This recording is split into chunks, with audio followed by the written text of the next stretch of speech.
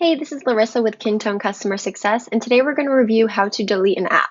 So an important thing to keep in mind is once you delete an app, that action cannot be undone. So within an app, you'll click the gear wheel to navigate to the app settings and select the App Settings tab. Under Management, select Delete this app, and then you'll click Delete to confirm. So if you've tried to delete an app and received an error, this is most likely because the app is referred to as a data source app by other apps or templates, and therefore it cannot be deleted. So to delete this app, you must follow the instructions in this error message and delete any fields that are linking the two apps. So the error message, it will give you a link to the app that it's linked to, so you can easily navigate to the settings and remove the link.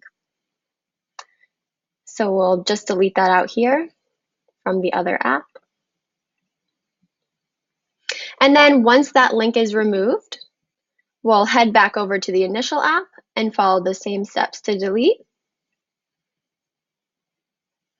And now to let you delete the app. So you have now successfully deleted the app from your subdomain. Thanks for watching this Kintone quick tip.